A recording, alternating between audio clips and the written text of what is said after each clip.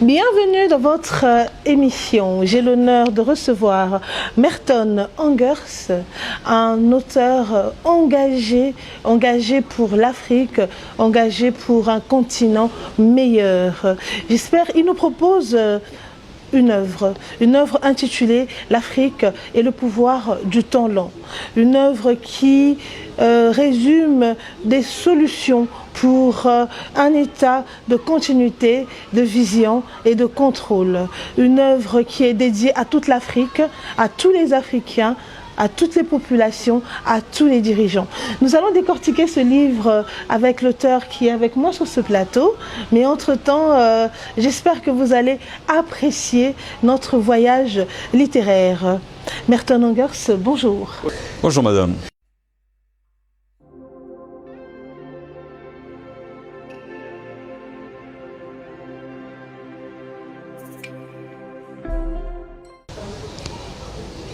Ma belle Afrique, j'aime bien notre mère Afrique parce que je ne peux qu'être fier de l'Afrique parce que je suis africain. C'est comme un enfant à qui on dit « Est-ce que tu es fier de tes parents ?» Parce qu'un enfant qui a honte de ses parents, c'est qu'il n'a rien compris. L'Afrique, c'est notre belle terre. Nous devons en être fiers pour donner plus de valeur à ce continent et les autres apprendront à respecter l'Afrique par rapport à la valorisation que nous la présentons. Merton Engers. Pourquoi avoir développé cette thématique? Pourquoi développer cette thématique? Je peux partir de la genèse. Vous savez, un jour, j'étais avec mes amis assez outillés. Au moment que nous étions en train de parler sur l'avenir de notre pays, le Congo, j'ai eu comme un déclic qui m'a traversé l'esprit. Je leur ai posé la question de savoir, ça vous dirait de réfléchir sur la gouvernance politique africaine, mais en l'inscrivant dans le temps long? Ils m'ont dit, mais qu'est-ce que tu entends par là? Il fallait que je leur développe un peu l'idée que j'avais. Pourquoi le temps long? La raison d'être du temps long est venue pour trouver et mettre en place des mécanismes d'éradication du court-termisme électoral. Parce que souvent, l'alternance est mal perçue en Afrique. À chaque alternance, nous avons des changements qui ont occasionné l'abandon de certains chantiers. Parce que l'État lui-même a manqué de vision pour imposer aux hommes. Parce que dans le modèle démocratique que nous avons, qui a été imposé par le colon à cette époque, parce que vous savez, l'Afrique n'a pas pris la démocratie d'elle-même. Les pays africains ont reçu une imposition de ce modèle sans pourtant tenir compte de la réalité de ces pays africains. Parce que l'Afrique a copié le modèle démocratique sans pourtant tenir compte de sa propre réalité. Parce que chaque continent a ses réalités. On ne pouvait pas prendre un modèle adapté à l'Occident pour imposer à l'Afrique, sans pourtant tenir compte que l'Afrique a déjà bel et bien pris beaucoup de retard, parce que nous avons souffert de la traite négrière, en passant par la colonisation, et de la colonisation au néocolonialisme. Jusqu'à aujourd'hui, nous sommes dans les chaînes du néocolonialisme. Mais vous allez constater que à chaque changement du cycle électoral, c'est comme si le pays vivait d'un mal que nous avons toujours vécu en Afrique, qu'on appelle par la politique du recommencement.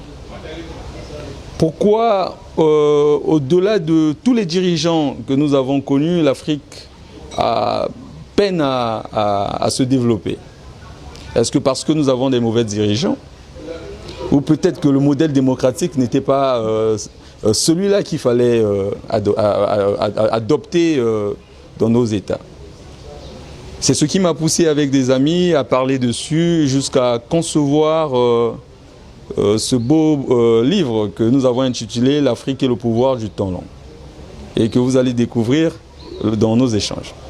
Ne pensez-vous pas que les stratégies proposées dans l'Afrique et le pouvoir du temps long va nous faire un retour en arrière?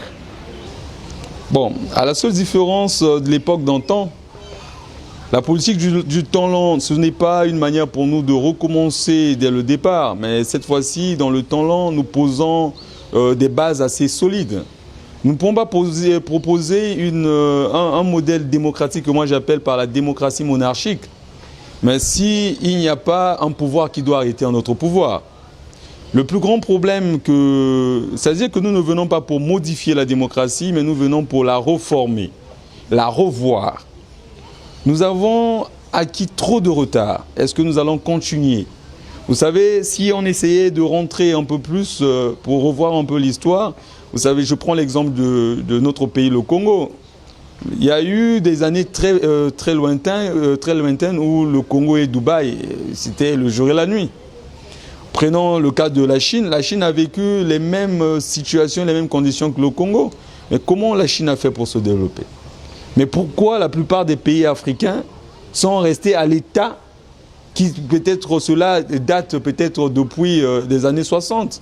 C'est comme si même pendant les années 60 on vivait mieux que dans notre époque si récente.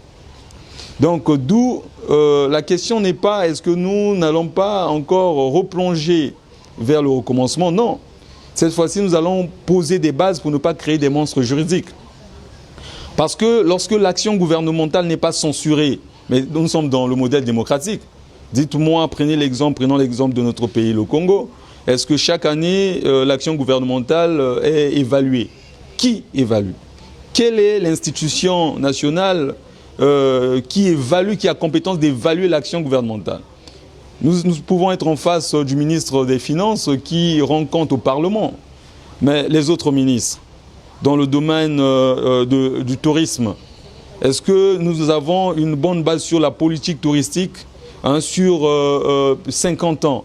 Si vous posez la question à ceux qui dirigent ces ministères, quelle est la politique que l'État a posée sur 50 ans? Il n'y a aucune politique. Le Congo a bel et bien déposé sa politique de temps lent qui s'étend jusqu'en 2065 auprès de l'Union africaine. Le problème, c'est que jadis, nous avons eu le slogan, moi j'appelle ça un slogan, on a parlé de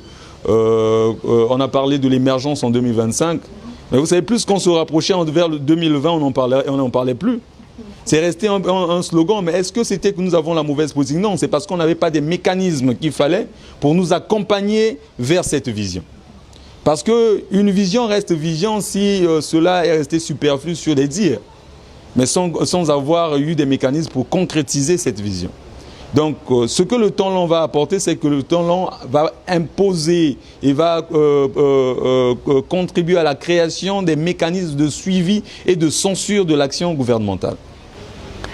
Prenez le livre à la main. Pouvez-vous lire votre passage préféré? D'accord. Je vous ferai lecture d'un paragraphe du chapitre 3 qui est intitulé l'État confondu avec les hommes qui l'occupent. L'une des causes les plus profondes de la fragilité institutionnelle en Afrique tient à une confusion persistante entre l'État et les hommes qui l'occupent. Cette confusion, souvent silencieuse mais redoutablement efficace, empêche la consolidation d'une véritable culture de continuité publique.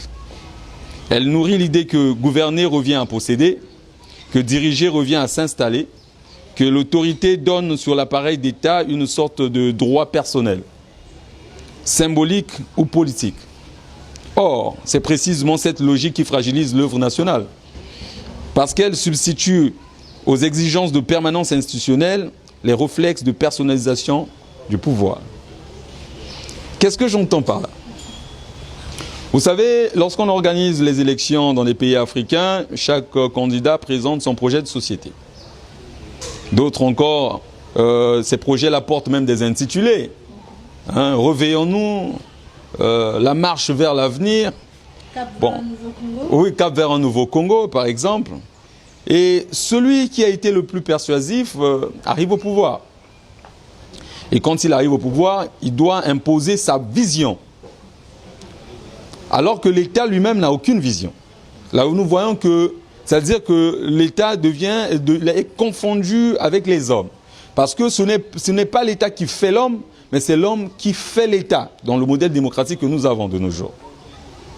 Et en fin de cycle électoral, vous allez constater que si ce dirigeant n'avait pas atteint ses objectifs, il sera contraint de modifier la Constitution. Aujourd'hui, les États africains ont adopté cette politique de modifier les dispositions de la Constitution au profit de leurs propres intérêts. Alors que les chefs d'État n'étaient pas supposés être au service de leurs propres intérêts, mais ils sont au service de la nation. Mais moi, je ne leur impute pas ce tort.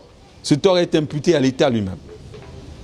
Parce qu'il y a un slogan qui dit que les partis politiques, c'est le parti qui dirige l'État. Mais comment un simple parti qui n'est pas peurin peut diriger tout un État alors que l'État est peurin? Voilà comment on remet en cause la pérennité du pouvoir étatique. Normalement, dans le temps long, c'est l'État qui doit diriger les partis et non le contraire. D'où l'État doit avoir sa propre vision qui doit imposer aux hommes pour ne pas qu'il y ait confusion. Sinon, lorsque nous arriverons, voilà, on n'a même pas évalué la première politique, mais on nous dit continuons encore. Comment nous pouvons continuer alors que la première politique n'a pas été un succès? Cela n'interpelle personne. Vous savez, en tant que cadre ou en tant que juriste que je suis, bien que je suis essayiste, il est grand temps de proposer un modèle en mettant des mécanismes de censure pour éviter de créer des monstres juridiques. Parce que souvent, ce qui est aberrant dans les pays africains, c'est que nous créons des monstres juridiques. Et vous allez entendre certains dirigeants qui disent que non, j'ai trop souffert pour ce pays. Donc je suis libre de faire ce que je veux. Ah non, l'État est souverain. Les hommes passent, mais l'État reste. Donc c'est à l'État d'imposer la politique et non le contraire. Parce que nous ne sommes que de passage. Nous ne devons plus réfléchir sur le cycle présent, parce que dans le cycle présent, nous allons commencer à réaliser des projets d'extrême urgence. Donc, on doit construire un stade vite fait, on a construit et puis l'édifice est là, tout le monde sait que non, le président construit le stade. Mais le stade ne rapporte rien à l'État. À quoi servira de construire un stade s'il n'y a pas d'activité? Donc c'est un monument, un jalon que nous avons posé. Il est grand temps de mettre que l'État réfléchisse, que les États africains réfléchissent. Là, je ne parle plus sur la tendance des dirigeants africains. Il faut que tous les sachants dans tous les domaines s'assiedent autour des colloques internationaux pour essayer de voir comment développer ensemble l'Afrique, mais en imposant un système où il y a des institutions qui peuvent censurer l'action du gouvernement. Jadis, dans mes propos, vous allez voir, j'ai parlé même de la haute autorité pour l'intégrité publique. Qui fait quoi? Est-ce que tout le monde est à sa place? Mais il faut aussi reformer la culture du patriotisme en Afrique. Parce que les Africains ne sont plus patriotes. Moi, j'aime un grand Africain comme William Juba qui disait « Je suis noir et je suis fier du sang noir qui coule dans mes veines ». Comment prétendre aimer un continent que nous salissons nous-mêmes? Donc, revoyons un peu les bases. Je ne dis pas que le modèle que nous a proposé Charles Montesquieu n'était pas bon, mais le problème c'est qu'il fallait l'adapter à notre réalité. Nous avons ce mal où nous copions tout sans pourtant nous rendre compte de notre réalité. Non, ce n'est pas mauvais de copier. Le mimétisme n'est pas une mauvaise chose. Mais nous ne pouvons pas copier la culture des autres en faisant éteindre notre propre culture, parce qu'un peuple qui n'a plus d'histoire, il disparaît. Nous devons valoriser nos cultures. L'Afrique est en retard. Qu'est-ce que nous pouvons faire? Qu'avez-vous prévu pour faire la promotion de ce livre? Et avez-vous déjà tenté de vous rapprocher des dirigeants? Bon, je suis là-dessus. Vous savez que ce n'est pas facile. Faire accepter ta vision à tout le monde, ce n'est pas chose facile en Afrique. Je sais qu'au travers des médias, je suis en train de passer un bon message. Je sais que les jours à venir, nous allons organiser des colloques autour de la question. Des colloques qui vont réunir tous les cadres africains pour qu'ensemble que nous réfléchissons. J'ai toujours dit dans mes ouvrages qui sont axés sur le développement de l'Afrique que l'Afrique n'a pas besoin de l'extérieur pour se développer. Il a besoin de ses fils et de ses filles. Ensemble, nous devons nous asseoir pour voir, bon, quel est le retard que nous avons eu déjà à enregistrer. Nous avons vu le retard. Maintenant, par rapport aux autres, il faut faire une évaluation des menaces du développement africain, des opportunités qui se présentent à nous, quelles sont nos forces et quelles sont nos faiblesses. C'est grâce à ce système de SWOT que nous pourrons relever des grands défis ensemble. Donc d'où je lance même un appel à tous les dirigeants africains moi je suis disponible pour l'Afrique. Si nous pouvons réfléchir ensemble, parce que je vous annonce déjà que je suis sur la rédaction du manuel, c'est un manuel universel qui sera adapté à tous les États africains pour inscrire dans nos normes institutionnelles la politique du temps long. Merton Engers, votre engagement et votre détermination, surtout en ce qui concerne l'Afrique, nous touche. Moi, personnellement, ça me touche énormément. Okay. Mais est-ce que vous pensez réellement que toutes les stratégies que vous avez proposées dans l'Afrique et le pouvoir du temps lent peut être mises en place en Afrique?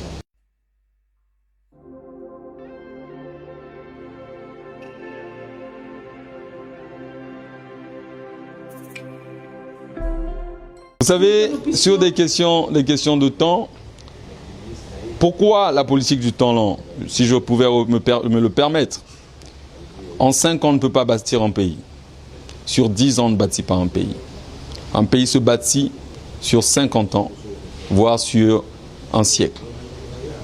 Si vous posez la question, pourquoi on parle du rêve américain? Parce que les Américains savent là où ils vont. Si vous posez aux dirigeants américains la question de savoir que sera l'Amérique en 50 ans, ils savent là où ils vont. Mais posez à n'importe quel pays africain, vous serez où? Vous savez, l'Afrique a eu la grâce d'avoir des bons rhéteurs. Dans la rhétorique, nous sommes doués, mais nous n'avons pas de bons faiseurs. Vous savez, il faut que en nous qu'il y ait ce patriotisme, d'où il faut reformer d'abord l'éducation de base. Il faut inculquer ces valeurs à nos enfants. Il faut faire une projection à venir. La vision nationale doit s'étendre sur 100 ans. J'ai même un livre sur l'aspect spécifique de ce grand thème qui parle de la vision Congo 2100. Et dans la vision Congo 2100, c'est l'Afrique et le pouvoir du temps lent. J'ai développé, j'ai présenté quelle sera l'école de demain. J'ouvre cette brèche pour que vous compreniez un peu. Pour moi, notre système éducatif est devenu caduc. Il faut repenser l'éducation. Pour être un peu plus bref, les enfants doivent aller à l'école de 7h à 12h pour l'école primaire. À partir de 12h à 17h, les enfants doivent apprendre l'école du métier. D'autres seront dans des cycles de robotique, d'autres vont apprendre la menuiserie, la mécanique et autres. Une fois qu'ils ont obtenu leur CEP, ils vont faire maintenant le collège de spécialité. D'autres vont s'inscrire dans des sciences juridiques, d'autres dans les mécaniques avancées et d'autres dans l'IT. C'est comme ça que nos enfants, au fur et à mesure, ils obtiendront des brevets spécialisés. Et pour ceux qui arriveront en seconde, ils feront des secondes en droit pour obtenir un baccalauréat en droit, un baccalauréat en médecine générale, un baccalauréat en biologie. Et à l'université, les enfants ne vont plus faire des matières de généralité, ils seront dans la spécialité. C'est comme ça qu'on peut former, avoir une bonne base pour l'école de demain. Si nous commençons seulement par l'éducation, nous allons réussir à développer l'Afrique. Parce que les enfants, un enfant qui apprend vite un métier, il connaît la valeur de ce métier. Un enfant qui sait créer, il peut projeter l'avenir. Voilà la raison d'être du pouvoir du temps. Même en moins de 15 ans, nous pouvons, si nous avons la volonté de faire. Vous savez, il y a des gens qui peuvent prendre 10 ans pour construire une maison. Mais nous avons vu pendant le Covid comment la Chine a construit des édifices en moins de 10 jours. Lorsque nous avons reçu la conférence des bassins, vous savez comment la ville de Brazzaville était devenue propre? En quelques temps. C'est juste la volonté qui nous manque. Avec de la volonté, nous pouvons relever les grands défis en moins de temps. Mais il faut seulement l'inscrire dans le temps long, tout simplement. Que peut-on faire pour se procurer cette œuvre dédiée à toute l'Afrique? D'accord. Le livre est publié en France actuellement. Lorsque vous rentrez sur la page Google, il suffit seulement de frapper l'Afrique et le pouvoir du temps lent. Je suis peut-être le seul auteur à l'heure actuelle qui a inscrit le nom de ce type d'intitulé dans les bases de données. Et la FNAC vend ce livre. Donc partout en Afrique et partout en Europe, vous pouvez en trouver parce que plus de 5000 librairies en France sont en train de faire la promotion de ce livre. Donc cela n'est plus, ça ne reste plus, comment on appelle, un simple rêve pour nous. Donc tout le monde peut en procurer. Sur Chariot, le livre est même vendu très moins cher, c'est dans les 2 999, mais en version électronique. Mais sinon le livre en lui-même coûte 26 €. Que peut-on faire pour se procurer cette œuvre dédiée à toute l'Afrique? Je m'adresserai directement à tous les Africains. Notre maire est en souffrance et il a besoin de nous. L'extérieur, il se présente comme nos amis, nos alliés, mais ils ne nous aideront pas à développer ce pays. Ce continent a besoin de nous. Nous avons du potentiel. Nous avons de l'expertise. Il est grand temps, parce que le pouvoir du temps-là ne s'inscrit pas dans un siècle, comme je peux le dire. C'est dès maintenant que ça doit commencer. S'il faut développer l'Afrique, voici le moment. Ça commence dès que le compte à rebours a été lancé.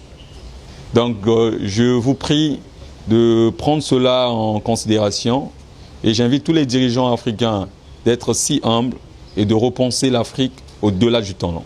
Je vous en prie.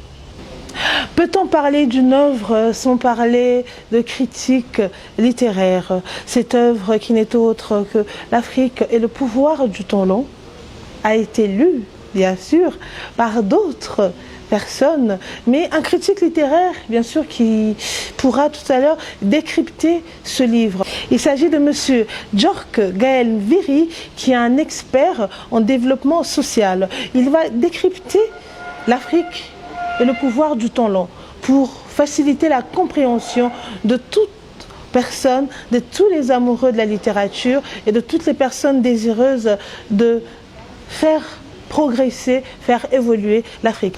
Découvrons sa lecture.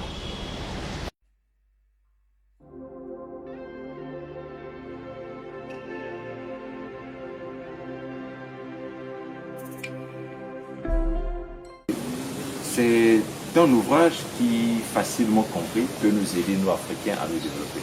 Parce que c'est un livre qui est très, très, très profond, qui nous explique les situations que nous faisons aujourd'hui et qui nous propose les solutions qu'une fois mis en évidence, peut rapidement nous sortir de la situation dans laquelle on se trouve actuellement en Afrique.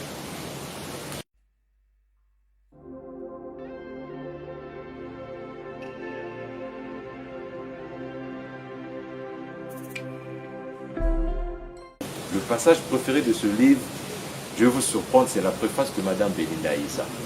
Cette dame au grand cœur que j'aime beaucoup. Elle écrit, je cite, « C'est là une des stratégies silencieuses de la vie politique africaine. Nos États souffrent moins d'une absence de projet que d'une absence de continuité. » Pour Madame Belinda Issa, les Africains ont des projets. Les Africains sont beaucoup intelligents. Les politiques africains sont bien assis. Mais le seul problème avec l'Afrique, c'est l'absence de continuité.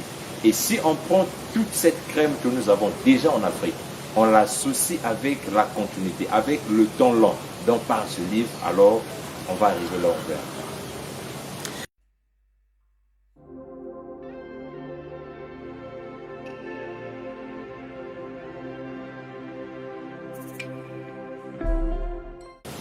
Alors, on commencera d'abord par le développement socio-économique de notre pays.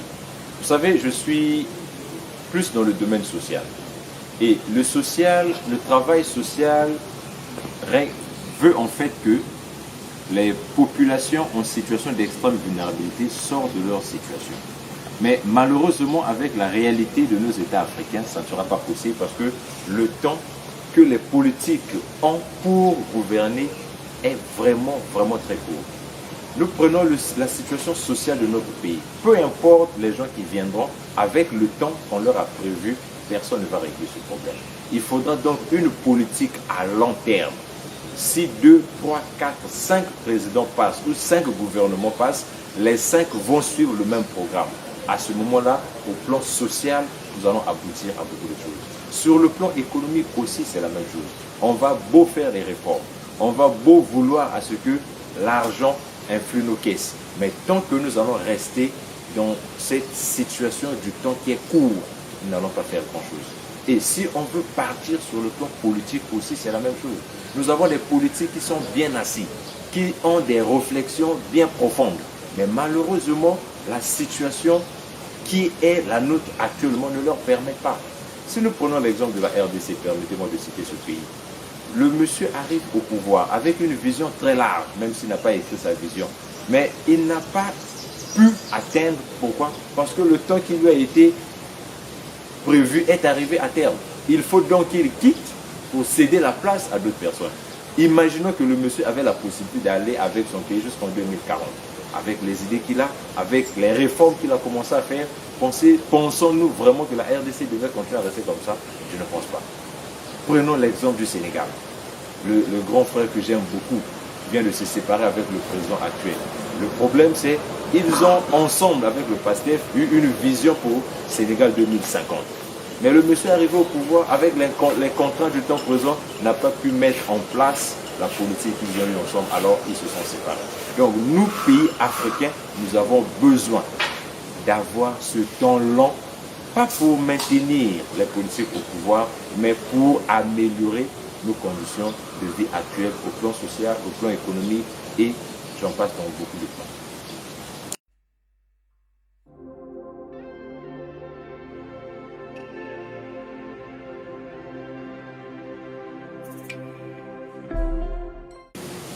Mais je vais vous surprendre en vous disant que cette stratégie a même déjà commencé à être mise en place par quelqu'un qui ne connaît pas, qui est en train de mettre la stratégie de ce livre en place, le président de la République du Gabon, son excellence Oligui Nguema, je ne sais pas si j'ai écorché son nom, il est en train de mettre en place cette stratégie, mais à sa manière, sans prendre en compte le temps long.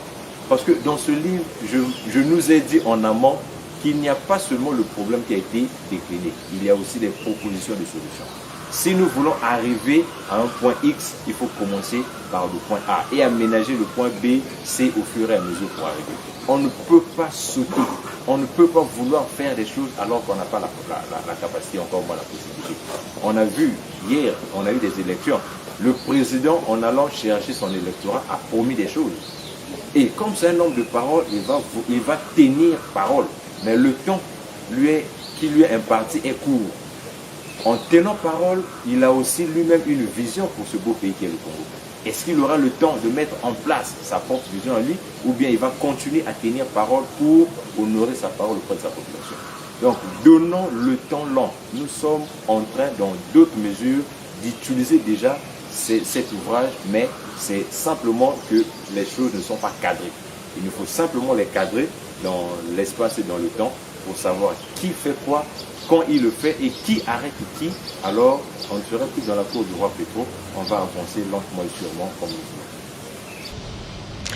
J'espère que vous avez apprécié notre voyage littéraire et que vous avez eu le temps de découvrir cette œuvre magnifique que je tiens dans la main.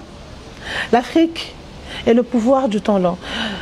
Une œuvre de Merton Engers, un auteur engagé qu'il a dédié à toute l'Afrique. Donc, il est temps de se l'approprier, il est temps de permettre à notre belle Afrique, comme il a su le dire, d'avancer, d'aller plus loin. Notre émission s'achève ici, mais je vous donne rendez-vous pour une prochaine fois sur tous nos canaux de diffusion. Vous pouvez nous suivre sur Bix Télévision, et là sur Bix Télévision sur YouTube. Vous pouvez nous suivre sur Canal+, à travers C-Direct Télévision. Et bien sûr, pour vous tous d'ailleurs, passez un excellent moment. N'hésitez surtout pas à nous contacter pour promouvoir vos œuvres, pour promouvoir votre travail et surtout pour faire en sorte que l'Afrique aille de l'avant. D'ici là, portez-vous bien. On se revoit au prochain numéro. Merci d'avoir été avec nous aujourd'hui. Merci beaucoup, madame. Bonne journée à vous. Bye bye.